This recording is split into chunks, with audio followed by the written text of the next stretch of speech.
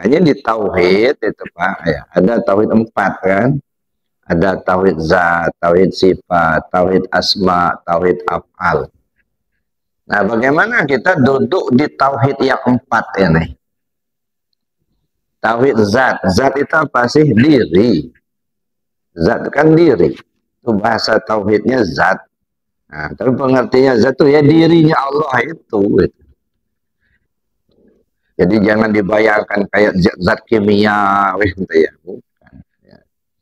Jadi zat itu diri. Nah, diri itu kembali. Nah, jangan ngaku-ngaku punya diri. Diri itu dirinya Allah. Gitu. Nah, dulu lah di situ kita nggak punya diri. Yang diri itu ya diri Allah itu. Nah. Hanya ada dia. Tidak ada yang lain. Yang lain itu hanya kebayangan saja. Adanya kita ini secara lahiriah itu adalah bayangan, bukan ada yang hakiki. Maka disebut dengan ini wujud bayangan. Tapi banyak orang tertipu Pak, melihat wujud bayangan. Jawabannya seperti orang lewat di sungai, ini bawa perahu nih, orang dayung perahu, ya di sungai, berhenti dia. Kenapa berhenti Pak? Nggak bisa lewat katanya. Kenapa nggak bisa lewat? Itu ada kayu besar di dalam. Itu. Kata yang ngerti, oh kayu besar itu kan bayangan Pak. Yang kayu yang aslinya itu yang di darat itu. Ada. Jangan terhambat dengan bayangan lewat. Itu bayangan saja. Nah banyak yang terhambat dengan bayangan ini. Nah makanya kita yang sudah ngaji gitu ya harus paham betul itu. Jangan terhambat dengan bayangan. Karena apa yang ada secara lahiriah ini hanyalah wujud bayangan belaka. Nah, tapi banyak yang tertipu. Nah, disitulah pentingnya kita ngaji. Enggak cukup Pak hanya rajin mengamalkan syariat.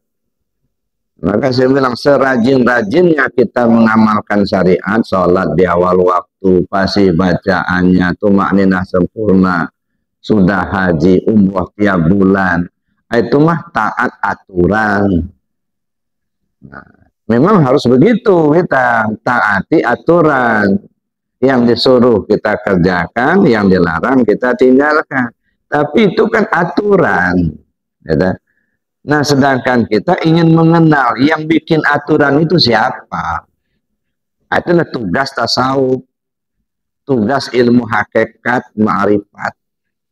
Ya, mengenal siapa yang bikin aturan itu. Nah, mengenal diri kita inilah.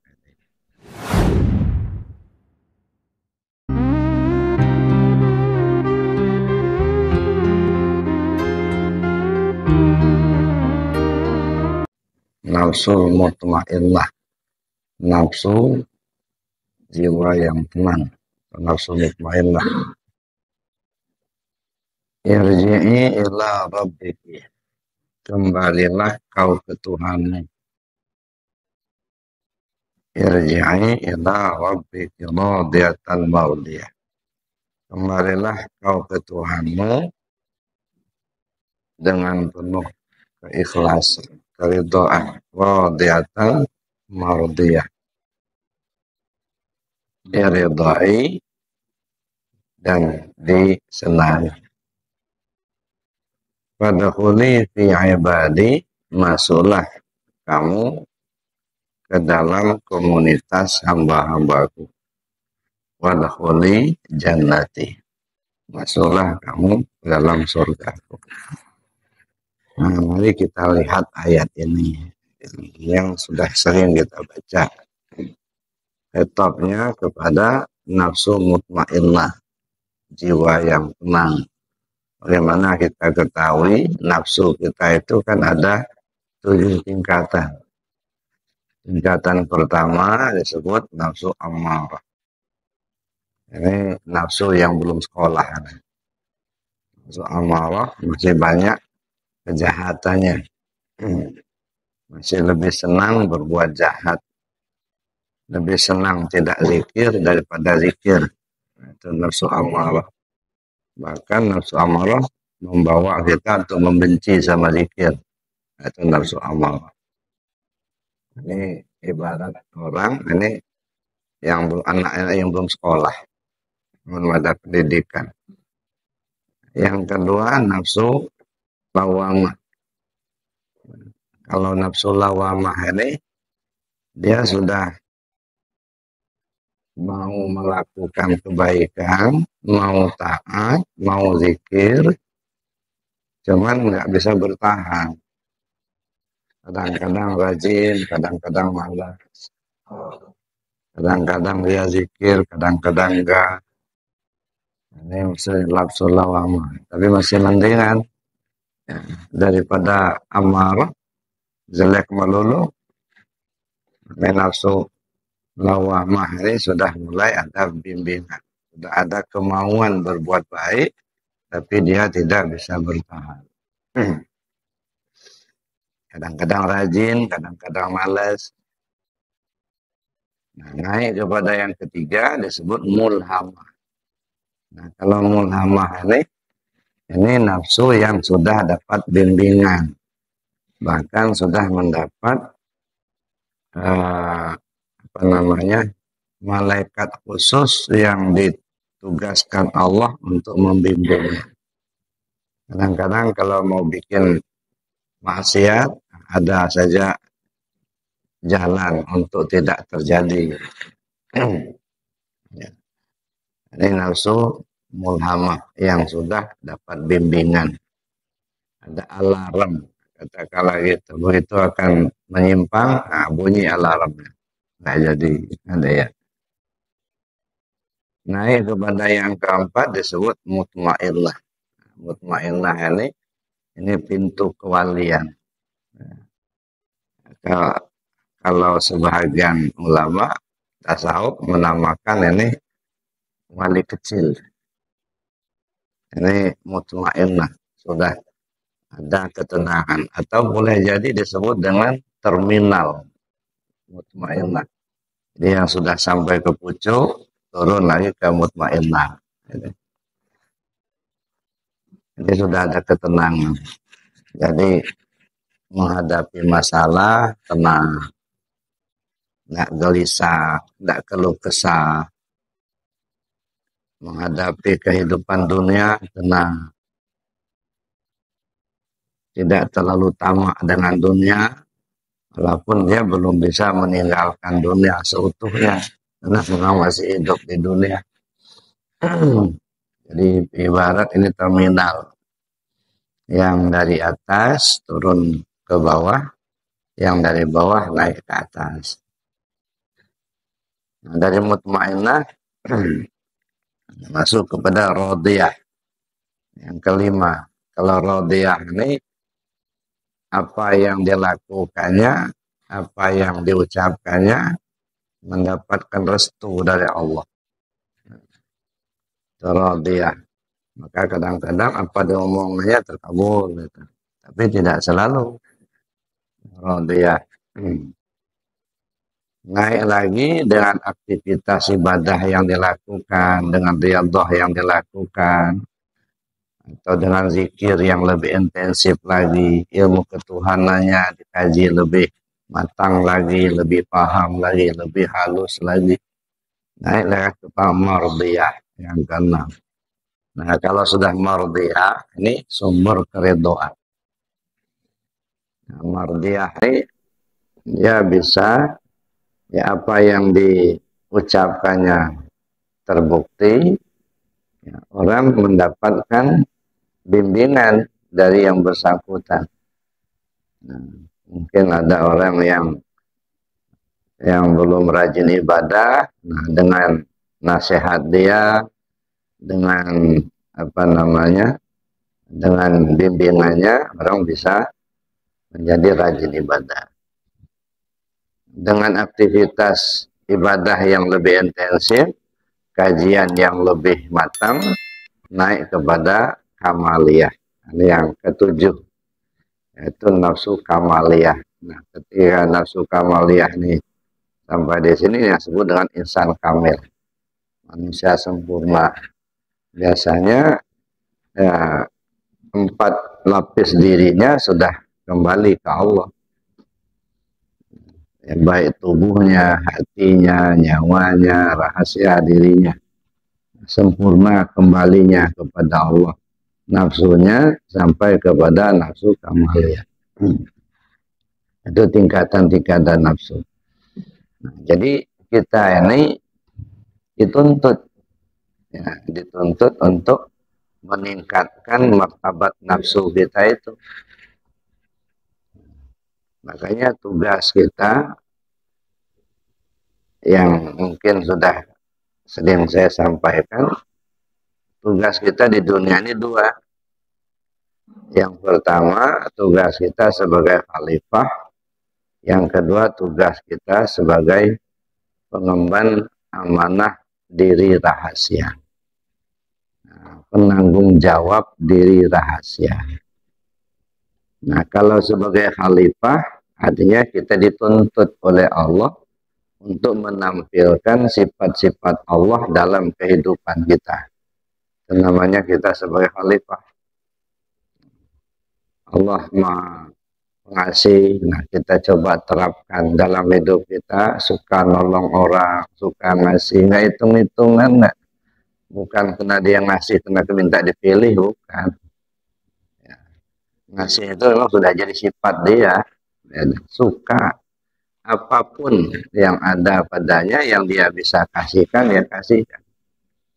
Orang seperti ini kadang-kadang dia ya lebih banyak memperhatikan orang lain ketimbang memperhatikan dirinya sendiri. Pengasih.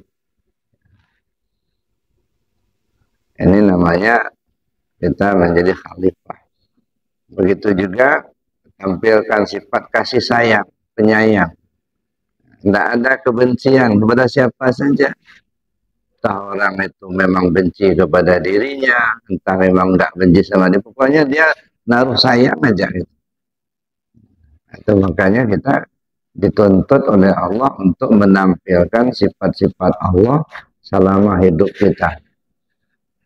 Semakin banyak sifat Allah kita tampilkan selama hidup kita ini, semakin mulia kita dipandang Allah dan dipandang makhluk. Itu tugas pertama. Yang kedua, penanggung diri rahasia. Mana diri rahasia? Ya. Diri kita ini kan 4 lapis, tubuh, hati, nyawa, rahasia. Kalau tubuh kan jelas nih, tubuh yang kasar, atau disebut dengan ayan farajiyah, atau disebut jasmani, disebut tubuh yang kasar, atau disebut tubuh basyari. Nah, ini tadi ya, tubuh yang kasar. Baju, casing, sama. Nah, ini gimana supaya dia kembali ke Allah dulu. Tubuh kembali ke Allah itu artinya aktivitas kehidupan kita mengacu kepada aturan Allah dan Rasul. Itu namanya tubuh yang sudah kembali ke Allah. Hati kembali ke Allah. Ya, hati terpaut hanya ke Allah dan nak nyangkut lagi ke yang lain. Tak tersangkut dengan harta, tak tersangkut dengan jabatan, tak tersangkut dengan duit, tak tersangkut dengan apa dan siapa, kecuali hanya kepada Allah saja. Nah, ini hati yang sudah kembali ke Allah. Nyawa kembali ke Allah. Nyawa kita ini ditandai dengan nafas kita. Tahu betul dia apa gawinya. Ya, nafas kita itu kan bukan gratis, Pak. Ya, kan? Harus kita bayar. Nah, tapi bayarnya bukan pakai duit. Bayarnya ingat Allah. Apa tugasnya ketika dia turun, apa tugasnya ketika dia naik. Wazkur rabbaka fi nafsik tadarruan wa khifatan. Ingat Tuhanmu melalui hatimu ketika turun dan ketika naik. Nah, ya kan? Tadarruan wa khifatan. Ketika turun, ketika naik. Apa itu? Nafas kita. Kita ketika nafas turun, apa kerjanya, apa sebutannya, apa ingatnya, apa hakikatnya. Siapa yang turun, siapa yang naik. Nah, nafas, makanya nafas ini kajian nafas itu ada 4. Ada nafas, ada ampas, ada tanafas, ada nufus. Ya. Kalau nufus itu di jantung, tanafas itu di otak kecil, ampas di hidung, nafas di mulut. Ini tempatnya beda-beda. Tapi sebenarnya ya munculnya ada satu dari nufus. Nah, siapa ini nafas ini? Ini kan nafas ini kan ya ibaratnya apa? Penghubung antara tubuh zahir dengan tubuh batin. Ini penghubung. Kalau penghubung itu pesuruh. Jadi kalau si penghubungnya ini berhenti, nah di luar ini tubuh kasar nggak dapat informasi lagi, mati kata orang. Jadi kalau penghubungnya pensiun, nah itu mati kata orang. Kalau penghubungnya cuti, pingsan kata orang. Penghubungnya lagi cuti, pingsan. Ada yang cutinya sehari, ada yang sampai bertahun cutinya. Gitu. Artinya tidak mendapatkan informasi. Jadi kalau dia sudah pensiun, ya udah dead. Yang di luar tidak dapat informasi lagi.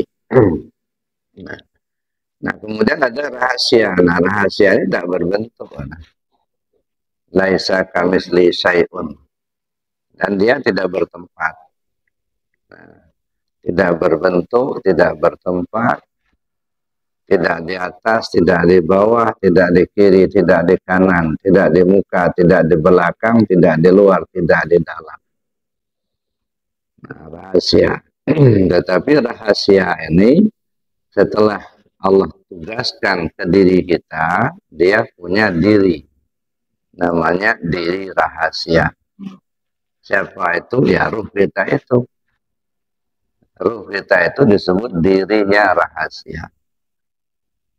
Kalau boleh kita sebut, ruh kita itu penampakan daripada rahasia. Nah, ingin melihat seperti apa rahasia, lihatlah melalui ruh kita. Tapi ruh ini kan nggak kelihatan juga, ya. Maka ruh kita itu menampakkan diri pada tubuh. Nah, jadi menampakkan diri. Jadi tubuh kita ini sebenarnya penampakan daripada ruh kita itu. Ingin lihat bagaimana ruh kita, lihatlah tubuhnya. Apa kerja ruh kita, lihatlah kerja tubuhnya. Ya. Nah, jadi tubuh kita ini penampakan daripada ruh kita. Jadi terpandang tubuh, terlihat ruh. Ya. Begitu ruh kita sudah terlihat, seolah-olah tubuh sudah tak terlihat lagi. Maka sering saya katakan, ibarat kita ngaca. Ya, jika kita ngaca, memandang cermin, yang kita pandang cermin, yang terlihat bayangan wajah kita di dalam cermin. Ya. Kita tidak lagi melihat cerminnya. Yang terlihat hanya bayangan wajah kita dalam cermin. Yang di dalam cermin itu bukan wajah kita, tetapi bayangan wajah kita. Namun walaupun kita melihat bayangan wajah kita, serasa-rasa melihat wajah kita yang asli. Nah begitu juga ketika kita melihat ruh kita, ya, serasa-rasa kita melihat rahasia kita. Jadi kita pandang tubuh nampak ruh, pandang ruh nampak rahasia. Nah, rahasia inilah apa tubuh, apa ruh kita itulah yang disebut diri rahasia tadi. Nah, terhadap diri rahasia itu ada 4 tugas kita yang harus kita selesaikan sebelum ajal tiba. Jadi sebelum kita meninggalkan dunia ini, tugas kita terhadap diri rahasia itu harus selesai dulu.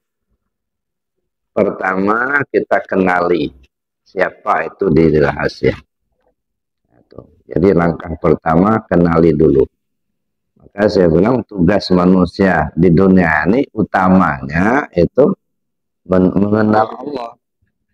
Jadi tugas utama manusia hidup di dunia ini bukan untuk beribadah sebenarnya, tetapi untuk mengenal Allah.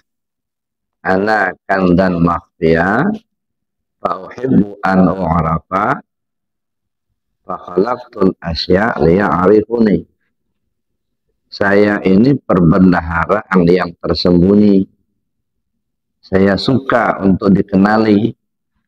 Maka aku jadikanlah makhluk ini supaya mereka mengenal aku. Maka saya bilang tugas utama manusia hidup di dunia ini bukan untuk ibadah, tapi untuk mengenal Allah. Nah setelah kita kenal, nah barulah kita beribadah. Jadi Bapak Ibu yang saya hormati, tugas pertama kenali dulu. Ya kalau kita belum mengenalnya, gimana kita mau kembali? Disuruh selanjutnya tadi yang ayat yang saya baca di awal, ya ayat an-nafsul mutmainnah irji'i ila rabbiki, wahai jiwa yang tenang, kembalilah kau ke Tuhanmu. Nah gimana mau kembali ya kalau kita belum kenal? Nah, maka tugas kita kenali dulu. Makanya sering saya sampaikan di pengajian lain, karena kita ini maaf ini bukan meniadakan pahala. Kalau pahala itu kan memang sudah janji Allah.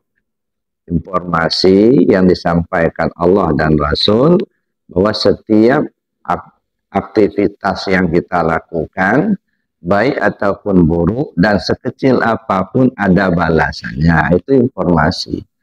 Ya sudah, ya setelah kita tahu informasi itu ya kita laksanakan saja perintahnya, kita tinggalkan saja larangannya. Tidak usah diharap pahalanya. Cuman di kita ini kadang-kadang ya terpaku dengan upah, nuntut sama Allah, mana upah saya? Baru tunggang-tunggik sholat 2 rakaat dan minta upah sama Tuhan.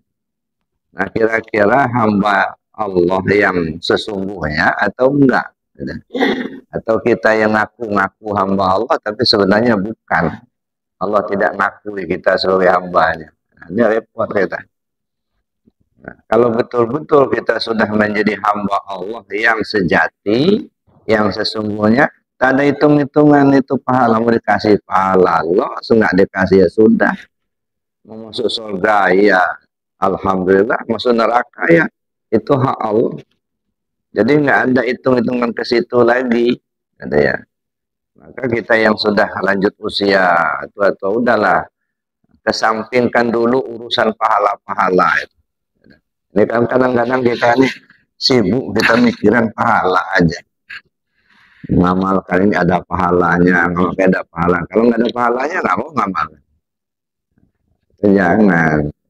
Urusan pahala, urusan Allah ya sudah.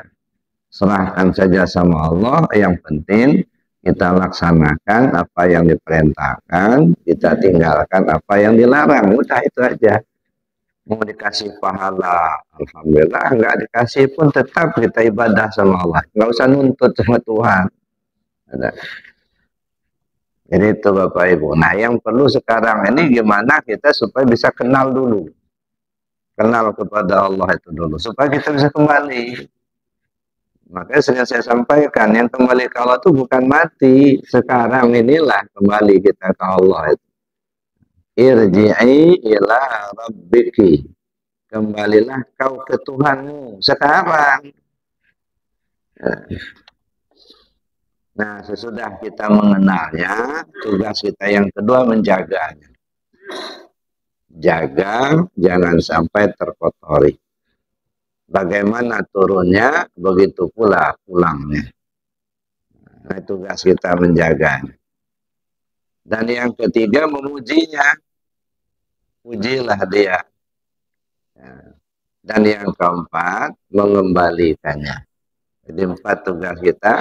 Pertama mengenalnya, yang kedua menjaganya, dan yang ketiga memujinya, dan yang keempat mengembalikannya. Maka diingatkan betul oleh Allah, wala tamutunna illa wa antum muslimun. Jangan sampai kamu mati, kamu belum selamat pulang ke Allah. Jangan sampai ajal tiba, kita belum selesai urusan ini. Makanya nggak ada kesempatan lagi sebenarnya kita berleha-leha di dunia ini. Bagaimana kita fokus, gimana supaya kembali ke Allah. Itu aja. Sebab surga yang hakiki itu, ya kembalinya kita ke Allah. Itulah surga yang hakiki. Kalau sudah kembali ke Allah, apapun yang dimaukan pasti dikasih oleh Allah. Mau bidadari mau berapa bidadari dikasih sama Allah. Mau kesenangan pasti dikasih. Tapi tujuan ini dulu, kembali ke Allah dulu. Nah, saya pikir Bapak Ibu yang saya hormati, fokus kita dalam hidup ini gimana kembalinya diri kita ke Allah. Dan itu perintah. Perintah Allah. Mana perintah kembali itu tadi, irji'i ila rabbiki. Kalau mengenal mana perintahnya, mana ayatnya. Ya. Di dalam Al-Qur'an disebutkan fal yanzuril insanu mimma khuliq. Adalah manusia memperhatikan tentang dirinya dari apa diciptakan. Ini perintah untuk mengenal. Nah, jadi ada perintah semua itu, Pak. Kembalinya ada perintah irji ila rabbiki. Ya, untuk mengenalnya ada perintah fal yanzuril insanu mimma khuliq. Nah, kalau untuk menyembah, untuk memujinya ada perintah juga. Ya. Banyak ayat-ayat yang memerintahkan kita untuk memuji Allah. Aqimis sholat, dirikan sholat. Wa'budu rabbaka rabbukumul ladzi khalaqakum walladzina min qablikum la'allakum tattaqun. Itu banyak ayat-ayat yang nyuruh kita untuk memuji Allah. Nah, mengembalikan itu ada perintah untuk mengembalikannya. Itu salah satu ayatnya tadi, wala tamutunna illa wa antum muslimun. Ini fokus ke situ dulu. Nah, pertanyaan sekarang gitu ya, bagaimana cara kita untuk kembali? Bagaimana supaya kita bisa mengenal? Nah, kenali dulu diri rahasia ini. Jadi Bapak Ibu yang saya hormati, mengenal diri rahasia itu ya, banyak jalan untuk kita mengenalinya. Misalnya kita mengenal Allah melalui sifatnya. Kita mengenal Allah melalui wajahnya. Fa'ainama tuwalu fasama wajhullah. Kemanapun kau menghadap, di situ wajah Allah. Kenali Allah melalui wajahnya. Kenali Allah melalui sifatnya. Melalui wajah. Apa itu wajah Allah? Wajah Allah itu bukan mukanya Allah, bukan. Bekas daripada af'alnya. Kita kenali bekas dari af'alnya. Misalnya begini. Kita tahu ada angin sedang berhembus. Ya. Tahu kita ada angin sedang berhembus. Kita tidak pernah melihat angin. AC hidup itu ada angin berhembus. Tahulah kita angin sedang berhembus. Dari mana kita tahu? Terasa ada dingin. Ada dingin karena dihembusan angin. Begitu kita merasa ada hembusan angin, atau kita melihat ada dedaunan yang bergoyang, tahulah kita angin sedang berhembus. Dari mana kita tahu? Kita tidak pernah melihat angin. Dari bekas yang ditinggalkan oleh angin tadi. Namanya bekasnya dingin. Nah, itu bekasnya. Kita tidak pernah melihat angin, tapi mengenal Allah melalui wajahnya. Ada bekasnya, ada dingin. Bergeraknya angin kan dari Allah yang perintah. Angin tak bisa bergerak sendiri tanpa perintah Allah. La tatahara illa biiznillah. Tak satu pun bisa bergerak tanpa izin Allah. Nah, begitu juga kita lihat semuanya ini kan bekas-bekas dari af'alnya. Ada manusia, ada binatang, ada tumbuh-tumbuhan. Yang jadikannya siapa? Ya Allah. Tahulah kita bahwa ya Allah itu ada. Dari mana kita tahu adanya Allah? Kita melihat bekas dari perbuatannya. Ada manusia, ada binatang, ada tumbuhan, ada bumi, ada langit, dan lain sebagainya. Makanya kata Sultan Aulia, Syekh Abdul Qadir Jailani, qaddasallahu sirrahul, man nazara syai'an wa lam yarallahu fihi fanadaruhu batil. Siapa orang memandang sesuatu yang dia tidak melihat adanya Allah di sesuatu yang dia pandang, maka pandangannya sia-sia belaka. Nah, bagaimana pandangan yang sia-sia? Memandang tapi tak melihat. Mata ikan asin. Ya, buta tepedak namanya. Kalau bahasa Lampungnya buta tepedak. Bilong-bilong tapi tak melihat. Ini namanya buta tepedak. Sejelas ini adanya Allah tak terlihat oleh kita. Bukan Allahnya yang enggak ada, kitanya yang buta. Jadi Bapak Ibu yang saya hormati, jadi kita punya tugas untuk mengenalnya. Setelah kita kenal, ada nggak Allah itu di diri kita ini? Coba kita kenali dulu kan. Ya. Bapak Ibu datang ke sini, ya, tubuhnya kan sudah kelihatan nih duduk aneh. Datang tadi bersama ruhnya apa tidak?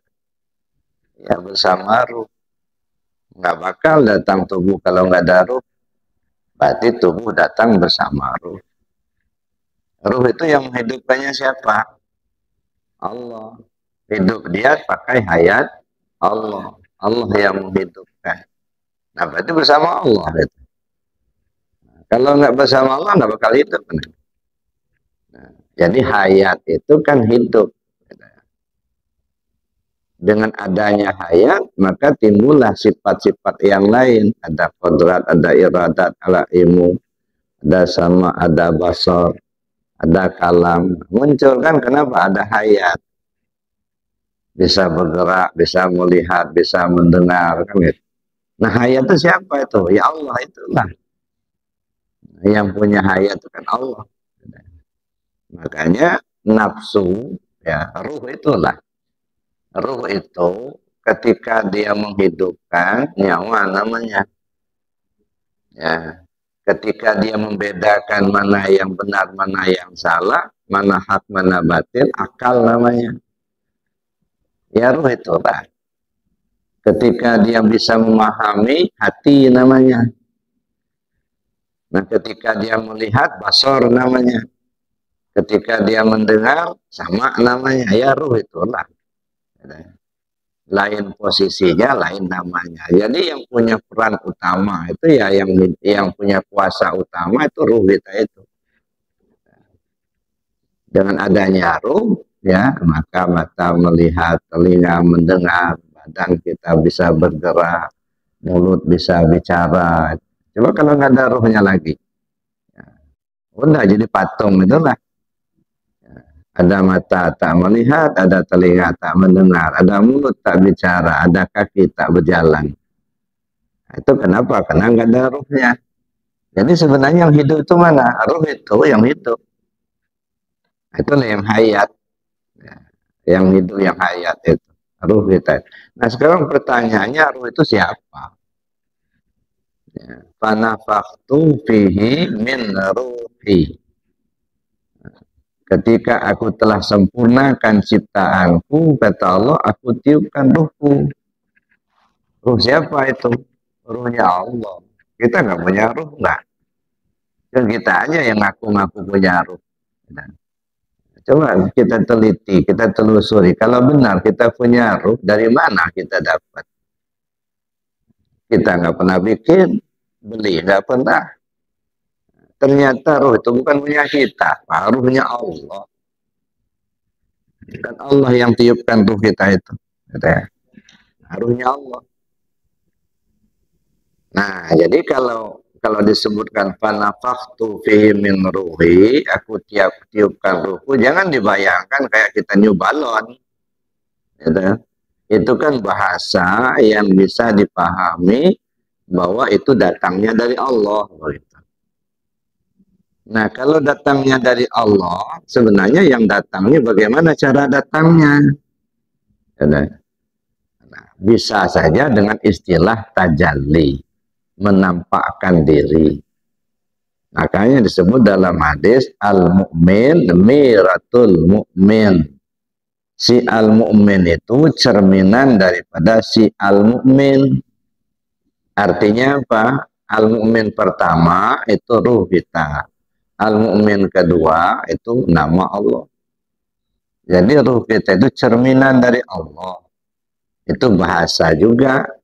Bahasa ini kan untuk kita bisa paham. Nah, cerminan itu seperti apa? Bayangan. Bayangan Allah. Oh, kalau begitu, nah kita kembali kepada hadis. Al-insan sirri wa ana sirruhu wa sirri sifati la ghairi. Manusia itu rahasia aku. Aku itu, kata Allah, ya rahasianya manusia itu. Rahasianya manusia itu sifat aku. Yang sifatku itu ya tak lain, ya itulah aku. Gitu. Gimana lagi kita mau mencari Tuhan? Gitu. Manusia itu rahasiaku. Aku itu ya rahasianya manusia itu. Rahasianya aku itu ya itu sifat aku. Sifatku itu ya itu aku. Betul. Tidak lain dari aku. Kan udah jelas sekali. Cuma kita aja yang nggak kenal. Gitu. Yang nggak paham. Gitu. Nah itu satu. Jadi kalau itu ruh itu bukan punya kita. Ruhnya Allah. Maka kembalilah kepada Allah. Bagaimana kembalinya kita kepada Allah? Kembalikan segala sifat yang ada pada kita kepada yang punya sifat. Ruh jangan aku itu punya kita. Kembali ke Allah. Ada. Itu. Ya. Nah makanya di tauhid itu Pak. Ya, ada tauhid 4 kan. Ada tauhid zat, tauhid sifat, tauhid asma, tauhid af'al. Nah, bagaimana kita duduk di tauhid yang 4 ini?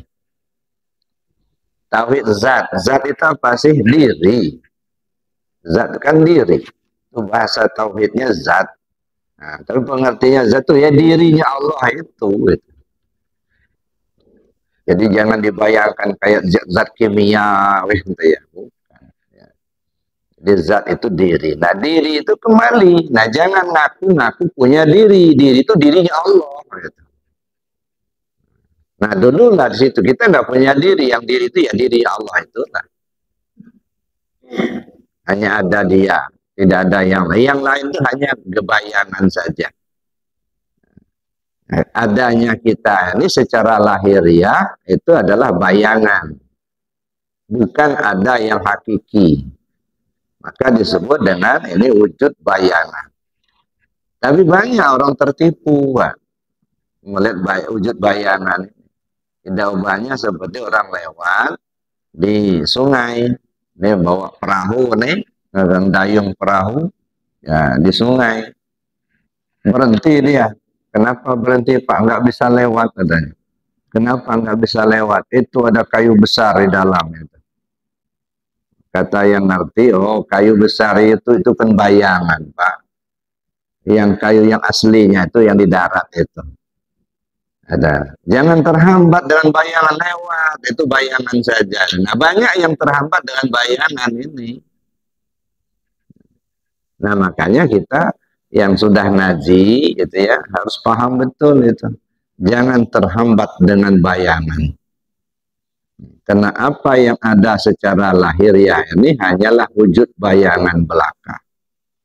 Nah, tapi banyak yang tertipu. Nah, disitulah pentingnya kita ngaji. Nggak cukup Pak hanya rajin mengamalkan syariat. Maka saya bilang serajin-rajinnya kita mengamalkan syariat, sholat di awal waktu, pasti bacaannya, tumakninah sempurna, sudah haji, umroh tiap bulan. Itu mah taat aturan. Nah, memang harus begitu kita taati aturan. Yang disuruh kita kerjakan, yang dilarang kita tinggalkan. Tapi itu kan aturan. Ya. Nah, sedangkan kita ingin mengenal yang bikin aturan itu siapa. Itulah tugas tasawuf, tugas ilmu hakikat, ma'rifat. Ya, mengenal siapa yang bikin aturan itu. Nah, mengenal diri kita inilah. Banyak orang taat aturan tapi tidak kenal siapa yang bikin aturan. Ya. Jadi Bapak Ibu yang saya hormati itu. Jadi tauhid zat itu artinya ya menyatakan, meyakini ketiadaan diri kita. Yang ada hanya Allah. Hanya dirinya Allah. Makanya kata Allah dalam hadis kursi, apabila hambaku telah gemar melakukan yang nawafil, maka tangan yang ia gunakan untuk berbuat itu tangan aku, mata yang gunakan untuk melihat mata aku, telinga yang gunakan untuk mendengar telinga aku, kaki yang gunakan untuk melangkah itu kaki aku, kata Allah. Nah, jadi Bapak Ibu yang saya hormati, itu yang pertama, tauhid zat. Tauhid sifat. Bagaimana tauhid sifat? Apa yang sifat Allah yang ada di diri kita, terutama sifat 7. Kodrat, iradat, ilmu, hayat, sama, basar, kalam. Ini yang kita senang dengan sifat ma'ani. Semuanya kan ada di diri kita semua itu. Irji'i ila rabbiki, kembalilah kau ke Tuhan. Sifat yang kau pakai itu kembalikan ke Allah. Hayat ada kita, hayat Allah, bukan punya kita. Mendengar kita itu samanya Allah. Melihat kita basarnya Allah. Bergerak kita iradatnya Allah. Kuasa kita kodratnya Allah. Ngomongnya kita kalamnya Allah. Nah, sehingga tidak lagi terasa kita yang punya. Ketika kita masih merasa itu semua ada pada kita dan kita merasa punya kita, syirik, Pak. Nah, jadi bukan syirik itu menyembah patung saja, bukan. Itu mah syirik yang nyata. Yang banyak kita tergelincir di syirik khafi. Syirik khafi sangat-sangat tersembunyi, ya. Merasa ada saja kita walaupun hanya sebesar zarah itu masih syirik. Nah, ini yang susah. Jangan sampai kita rajin secara syariat, benar secara syariat, tapi di dalamnya justru syirik. Kosong, Pak. Ditolak. Makanya ada kisah, ya. Ada seorang abid yang rajin betul ibadahnya itu, sampai sejadahnya itu pakai batu. Ya, saking sering digunakan untuk ibadah, nah, batu itu cekung jadinya.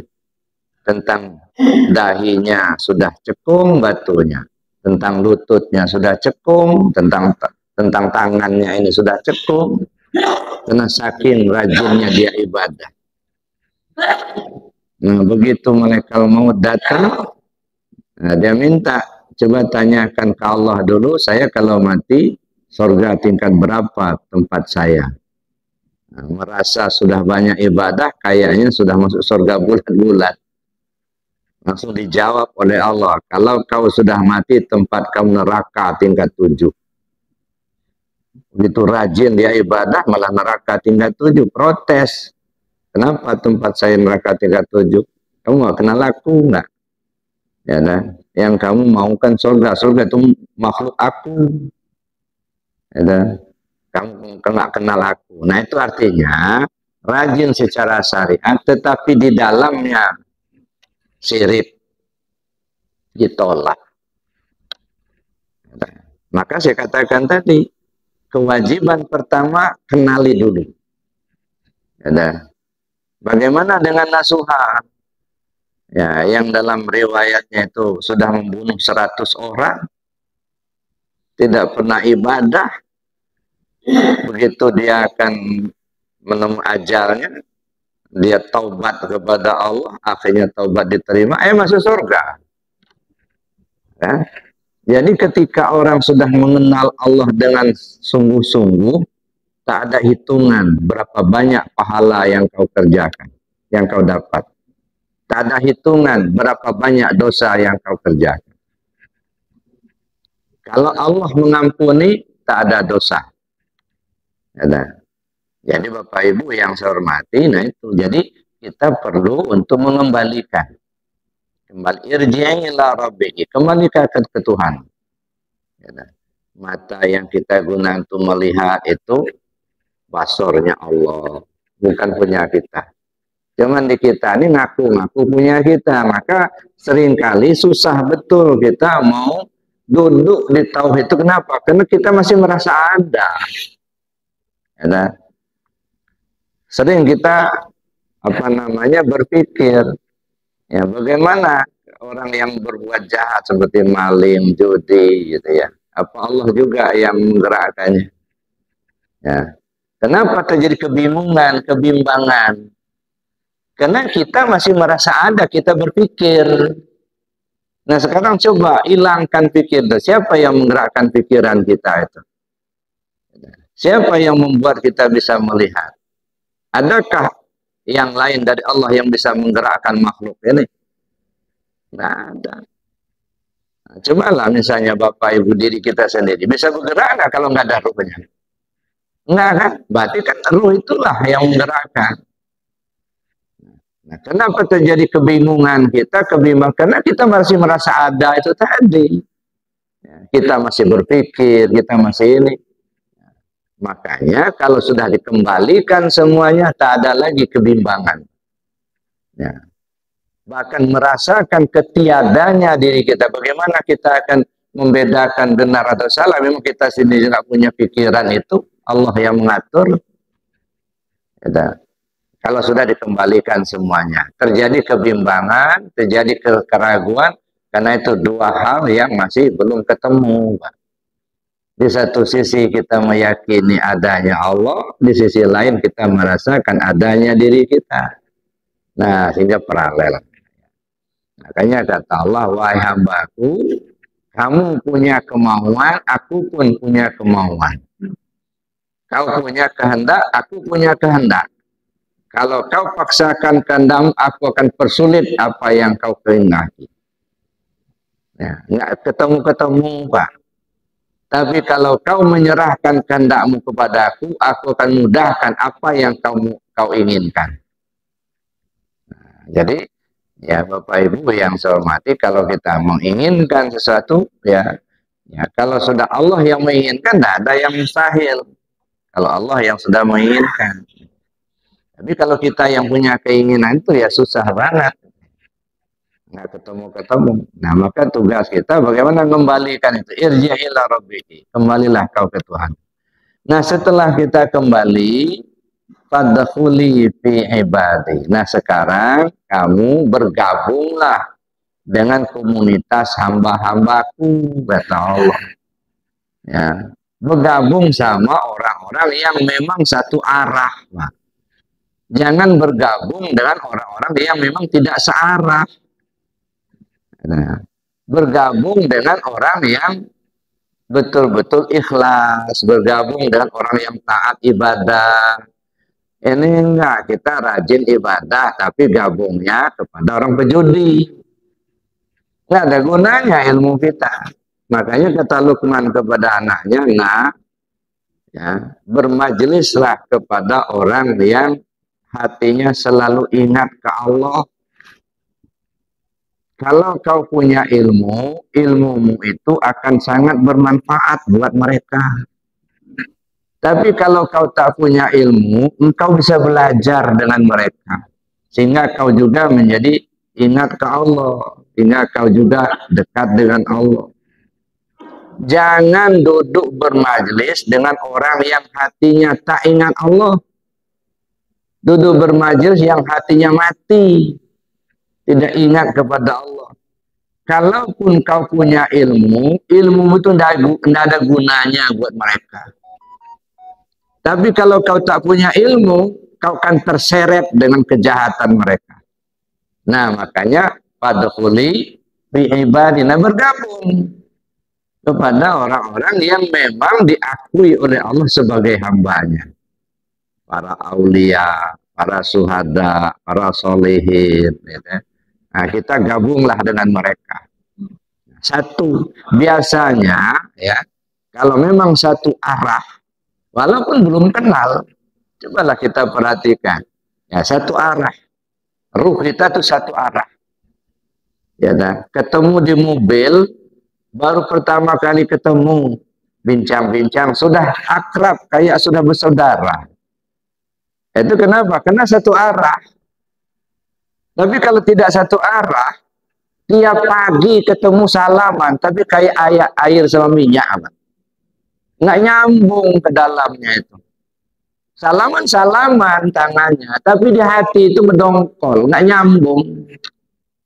Lain yang dipikirin, lain yang dimaukan. Ada.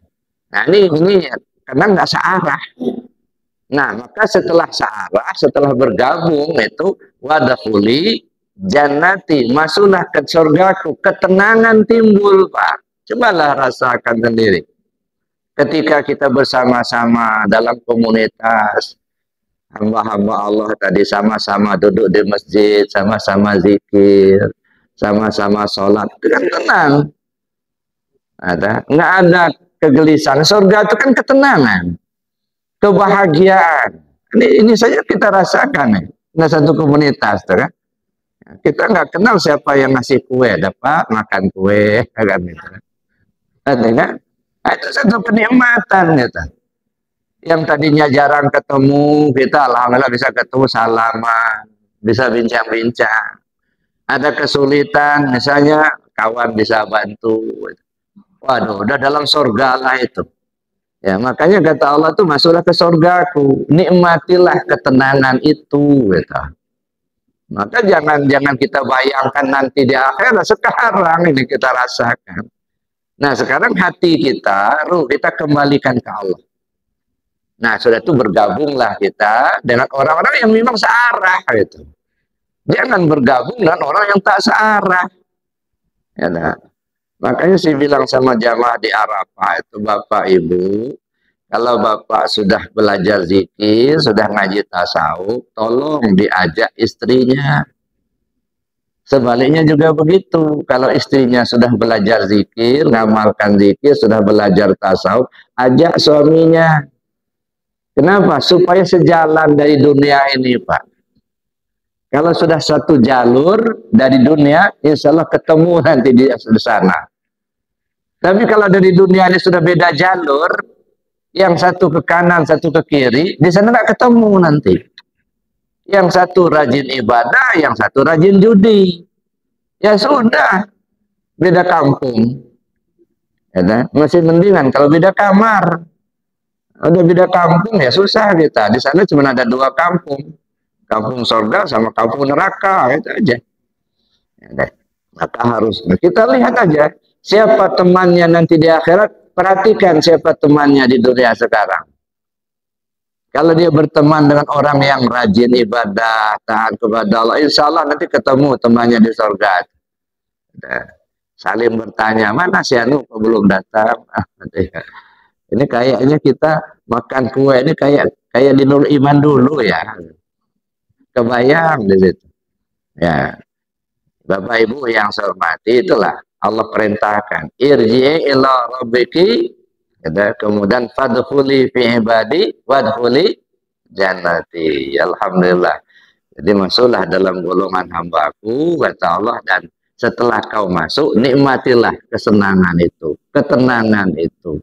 Ya, nggak ada bully membuli lagi, nggak ada caci mencaci lagi, malah saling menyapa. Kalau nggak datang, mana si Anu kok nggak datang, udah lama nggak kelihatan. Nah, rasanya hati itu masih ada rasa kebersamaan itu. Nah, jadi Bapak Ibu yang saya hormati, saya kira demikian karena memang waktu yang sangat terbatas ya. Untuk selanjutnya kalau memang ada yang kita diskusikan, kita diskusikan. Sementara saya akhiri dulu. Assalamualaikum warahmatullahi wabarakatuh.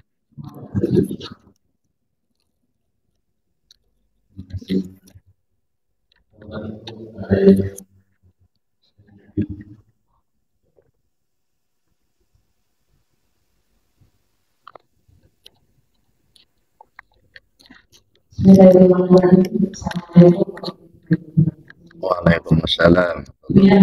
Ya. Untuk mencapai menjaga kita, kita suatu proses. Kiat-kiat apa yang dapat kita laksanakan secara nyata untuk supaya kita bisa merasakan kita ini tiada? Karena kan kita ini sekarang masih hidup di dunia syariat, dunia perbuatan dan dunia perkataan. Nah, ini kiat-kiatnya seperti apa untuk supaya diri kita merasa diri kita ini tiada, langkah-langkahnya, kiat-kiatnya. Itu yang pertama. Yang kedua, tadi Buya katakan bahwa untuk menginginkan sesuatu kita menghilangkan keinginan kita serahkan semuanya kepada Allah. Nah, ini hubungannya dengan doa. Dalam doa kita kan menyampaikan apa yang kita inginkan. Nah, ini bagaimana Bu ya? Mohon penjelasan. Terima kasih. Assalamualaikum warahmatullahi wabarakatuh. Waalaikumsalam warahmatullahi. Ada dua jalur. Pertama jalur ibadah, yang kedua jalur ilmiah. Jalur ibadah perbanyak zikir. Sebab tidak ada yang bisa memberi petunjuk kecuali Allah itu. Sekuat apapun kita usaha, kalau Allah nggak ngasih petunjuk nggak bisa. Maka jalurnya jalur zikir. Likulli syai'in siqalah wa siqalatul qalbi zikrullah. Segala sesuatu ada alat pembersih, pembersih hati itu zikir kepada Allah. Jadi bersihkan dulu penutup-penutup hati. Ya, sampai-sampai kita tidak bisa mengenalnya, kan tertutup itu. Bersihkan tutupan itu. Caranya perbanyak zikir. Zikir jahar, zikir khafi, perbanyak. Nah, sampai mengalami 4 kematian. Ada namanya mati tabi'i, ada yang namanya mati hissi, ya, ada namanya mati maknawi, ada namanya mati suri. Nah, sampai mengalami itu. Contohnya mana mati tabi'i? Mati tabi'i itu bersepakat zahir dan batin ingat kepada Allah. Itu mati tabi'i. Hati menyebut asma Allah, tubuh pun juga mendengarkan dia berzikir. Makanya sebenarnya ya perbanyak zikir. Nah, jangan dianggap remeh zikir itu. Itu jalur utama itu. Ya. Jadi perbanyak zikir. Itu yang pertama. Yang kedua, pahami kaji. Jadi tidak cukup hanya sekedar ibadah, tapi harus paham. La ilaha illallah kita sebut, tapi paham la ilaha itu yang mana. Hubungan dengan diri kita itu yang mana. Sehingga betul-betul kita merasakan ketiadaan diri kita kalau kita sudah paham. Nggak bisa diteka-teki, enggak. Jadi ibadah zikir itu untuk membuat keyakinan hati, kaji itu supaya otak kita paham. Maka dua jalur itulah. Ya. Kalau hanya sekedar dengar-dengar ceramah biasa, nggak ketemu, nggak itu. Rajinlah kita dengar ceramah, undanglah ustaz-ustaz dari jauh-jauh sana itu. Yang profesor doktor, belum tentu ketemu. Nggak ketemu. Kenapa? Ceramah itu motivasi. Memotivasi audiens untuk mau mengamalkan, mau mencari, mau belajar, gitu. Nah setelah ada kemauan itu, nah baru kita cari gurunya, gitu. Jadi nggak bisa kita hanya sekedar dengar-dengar saja tanpa kita belajar langsung kepada yang ahlinya. Nah, ini Bapak Ibu. Jadi oleh karena itu kita tempuh dua jalur itu. Nah, jalur ibadah, perbanyak zikir, dan jalur ilmiah, pahami kaji. Ini hujan apa? Kemudian yang kedua, apa tadi? Doa. Kenapa kita berdoa? Karena kita masih merasa ada. Coba perhatikan para aulia Allah. jarang berdoa.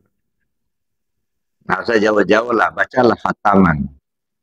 Dalam amaliyah kita dan PKN, mana ada doa di situ? Pujian. Allahumma ya qadiyal hajat, Allahumma ya kafiyal muhimmat, Allahumma ya dafiyal baliyat, Allahumma ya rafi'ad darajat. Itu pujian semua itu. Nggak ada doa enggak. Nah, kenapa kita doa? Karena kita masih merasa ada. Kita, maka istilahnya para aulia itu nggak pernah doa, malu sama Allah. Yang ada cuma muji aja. Kita. Nah di kita ini kan doanya dasar-dasar, apalagi doa salat duha. Ya Allah, kalau rezekiku lagi di langit turunkan, kalau jauh dekatkan, kalau dikit banyakkan, kalau sudah dekat mudahkan, ngatur Tuhan. Nah, tapi kalau orang para aulia nggak ada, Bang. Jarang doa. Kenapa jarang doa? Ya mau didoakan. Ya, dia sudah nggak ada. Yang ada cuma Allah. Kalau Allah minta sama siapa? Itu, Pak. Nah, kita berdoa, kita minta, karena kita masih dalam posisi makomnya, kita masih makom di bawah. Kita masih minta. Ya. Kalau mereka-mereka yang memang sudah makomnya, kan dirinya sudah nggak ada. Ya, apa yang mau berdoa lagi? Sudah. Justru apa yang tergetak di hatinya saja jadi. Ya, nah itu jadi itu Bapak Ibu. Makanya kita posisikan makom kita ada di mana, gitu ya. Nah dari makom kehambaan, kan ada istilahnya, ada Islam, iman dan ihsan. Adam, Muhammad, Allah. Gitu. Nah, kalau kita masih di makom kehambaan, ya itu mintalah kita ke Allah. Karena yang puasa kan Allah. Minta kita ke Allah. Karena kita posisinya masih di kehambaan. Gitu. Nah, ketika orang yang sudah paham, duduk di zat, gitu, nggak ada minta lagi. Maka orang yang sudah duduk di zat, nggak ada lagi Muhammad Rasulullah. Nah, ini maaf, ini kajinya sudah agak ke dalam. Ya. Artinya apa? Ya sifat itu ya aku itulah. Maka tadi saya katakan al-insan siri wa ana siruhu wa siri sifati la ghairi. Manusia itu rahasiaku, aku itu ya rahasianya manusia itu.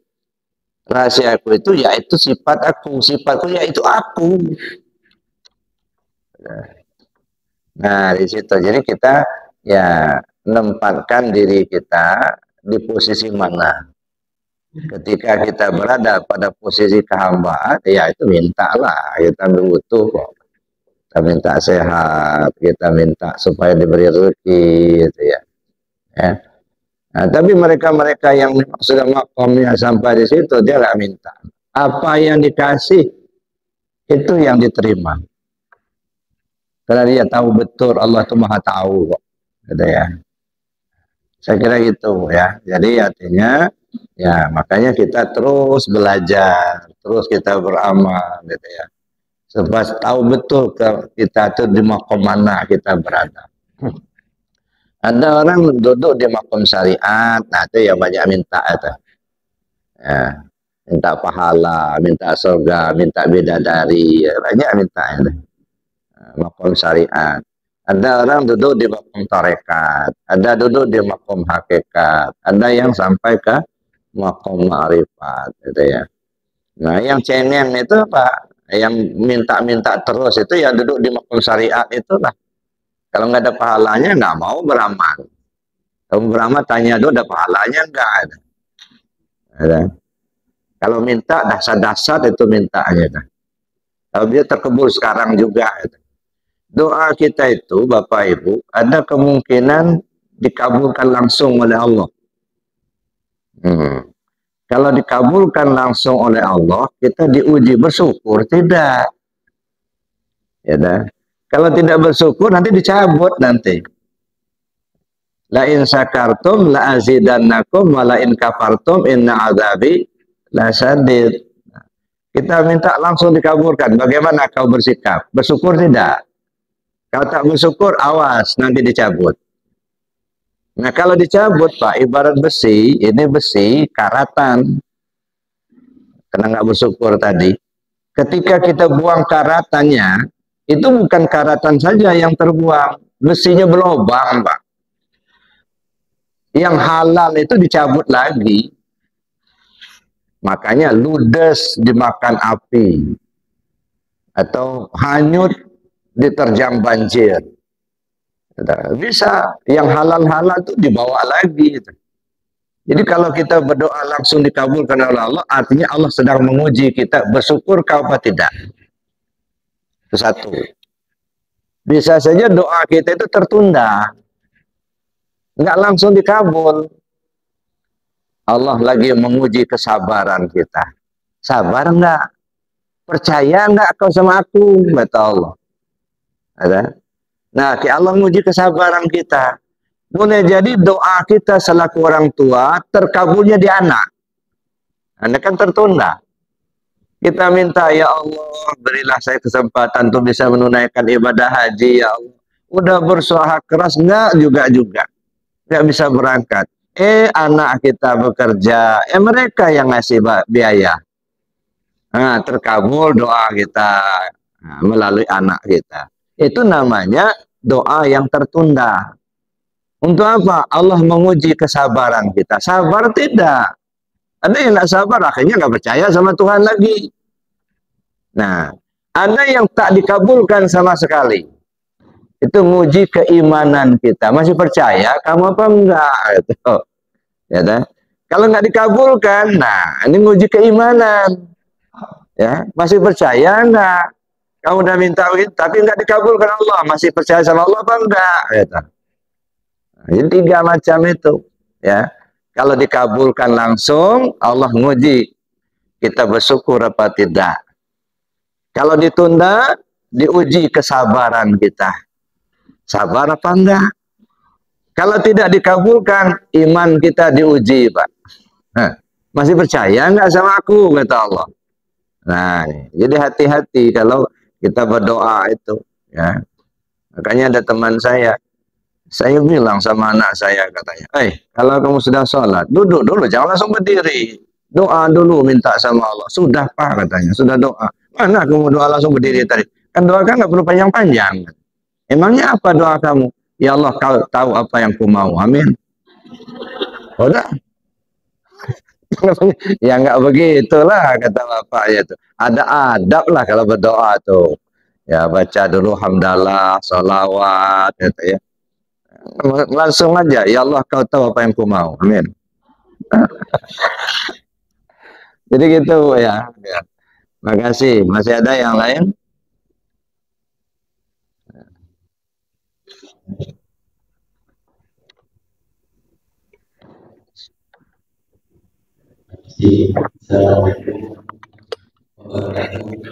Waalaikumsalam.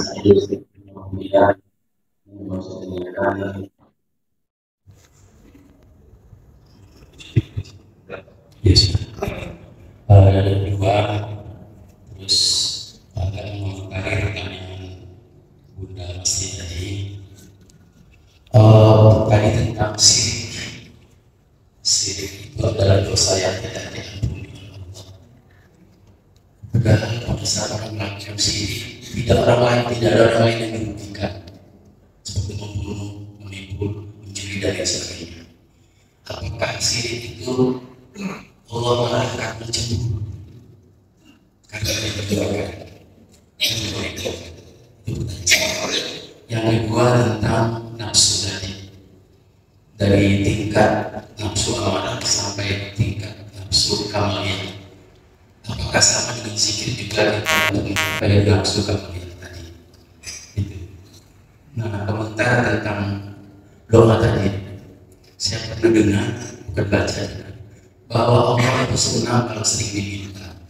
Jadi kita memposisikannya di mana? Apa jarang berdoa? Apa sering berdoa? Apa nggak pernah berdoa? Gitu.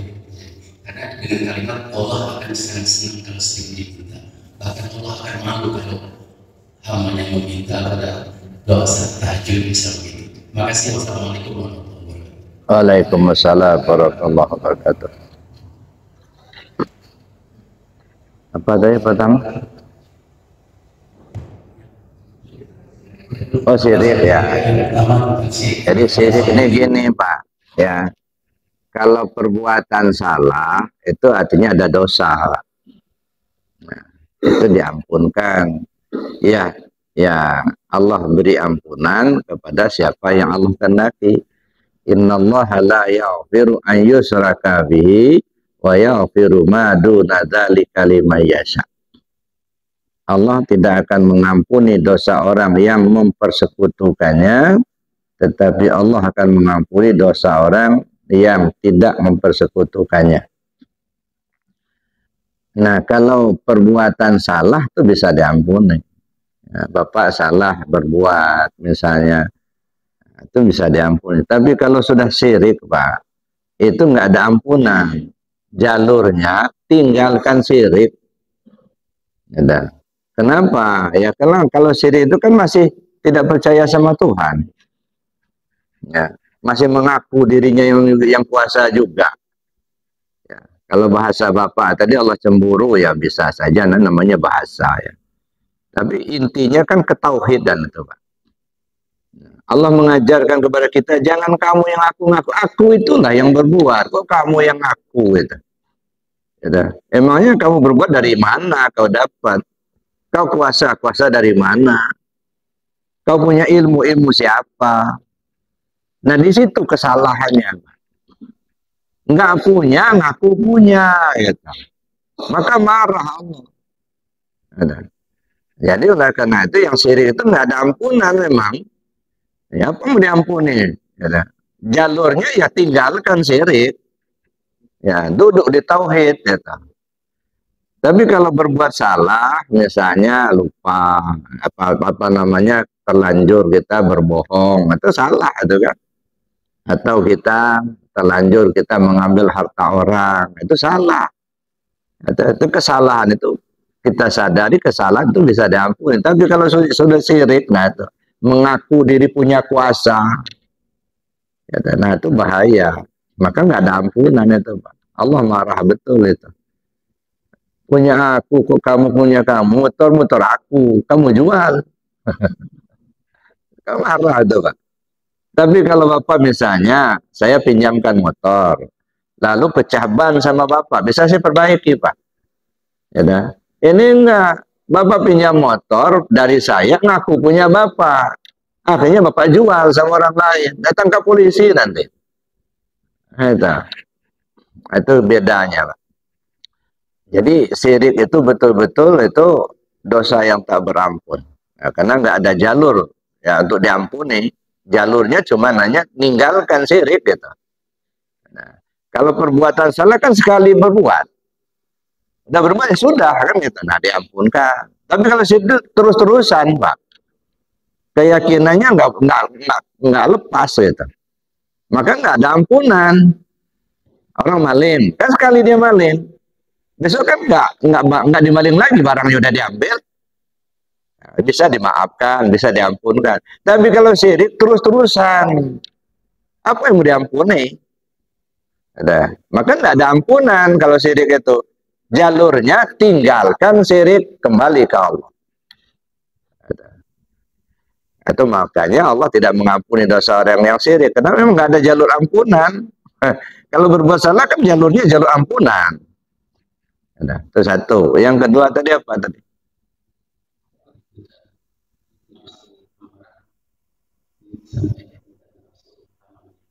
Iya itu kan jalur Pak. Inna lillah wa inna ilaihi raji'un. Inna lillah turun memahami tanazul. Ini alam 7 kan? Adah, wahdah, wahdiyah, alam ruh, alam misal, alam ajsam, alam insan. Ini metode tanazul. Artinya memahami diri kita melalui alam 7.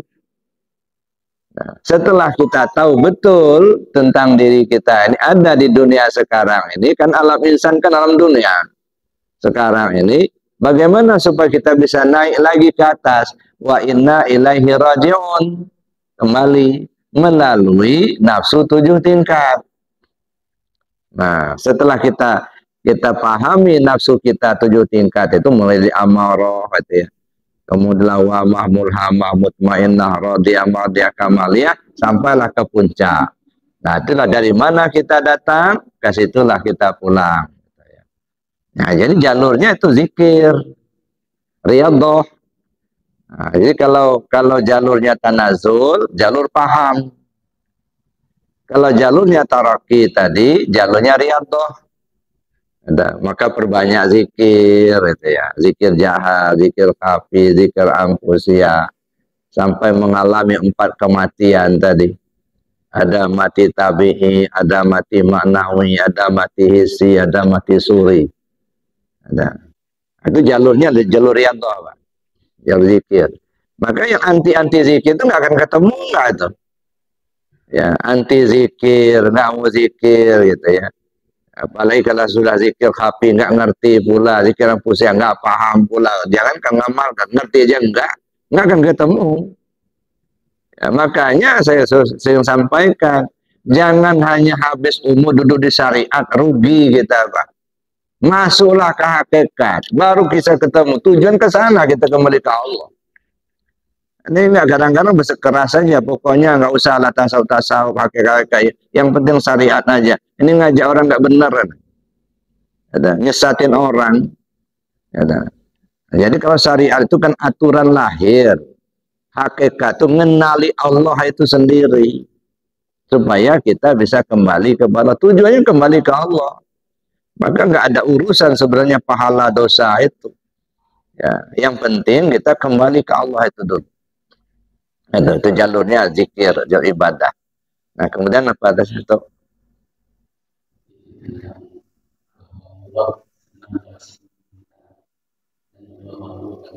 Oh ya, jadi gitu Pak. Itu kan menunjukkan makom. Ya. Nah, kalau kita makom di kehambaan, Allah senang kita berdoa. Kenapa? Karena kita masih mengakui Allah itu Tuhan kita. Ya, karena minta merengek-rengek kita sama Allah. Karena kita masih duduk di kehambaan. Ya masih bersyukur, kita masih ngakui Allah itu Tuhan kita. Maka dia minta sama Allah. Nah, tapi yang dimaksud dengan tidak minta itu bukan tidak minta sombong, bukan. Artinya makomnya sudah sampai ke makom kembali ke Allah tadi. Ya, kalau sudah Allah sendiri mau minta sama siapa? Enggak ada permintaan, yang ada titah. Jadi, ya jadi. Ya, iya. Makanya mereka-mereka yang masuk ke makom situ nggak banyak lagi permintaan. Apa dimaukan ada. Apa minta lagi? Dia yang menciptakan kok. Ada. Nah, jadi apa? Karena dirinya sudah merasakan ketiadaan diri yang ada Allah itulah. Ada. Mau minta sama siapa lagi? Jadi bukan berarti sombong, bukan. Karena makomnya sudah naik ke atas. Tapi karena kita ini masih di makom kehambaan, ya mintalah bebas kepada Allah. Ya, ada istilahnya Allah senang kalau hamba itu merengek-rengek minta. Artinya karena masih mengakui Allah sebagai Tuhannya. Ada. Kalau nggak mau minta lagi, sedangkan dia makom kehambaan, nah tidak ngakui lagi sebagai Tuhannya. Kafir namanya itu. Nah itu Pak. Jadi itu menunjukkan makom, ya, posisi kita di hadapan Allah. Kalau mereka yang sudah sampai ke makom, ya makom hak lah begitu, makom ketuhanan, ya sudah, mau minta sama siapa lagi? Ya. Yang ada kan Allah yang perintah. Ya. Makanya kata Allah itu, kau punya keinginan, aku punya keinginan. Kalau kau paksakan keinginanmu, aku persulit apa yang kau inginkan. Tapi kalau kau serahkan keinginan padaku, aku akan mudahkan. Nah, gimana nggak mudah? Memang Allah itu yang memberi. Itu ya. Itu menunjukkan makom. Baik Bapak Ibu, karena waktu, mari kita tutup dengan doa dan kafarat majelis. Bismillahirrahmanirrahim. Allahumma inni astaudi'uka ma 'allamtani wardudu ilayya inda hajati wa la tansani ya rabbal alamin. Subhanakallahumma wa bihamdika asyhadu an la ilaha illa anta astaghfiruka wa atubu ilaik. Assalamualaikum warahmatullahi wabarakatuh.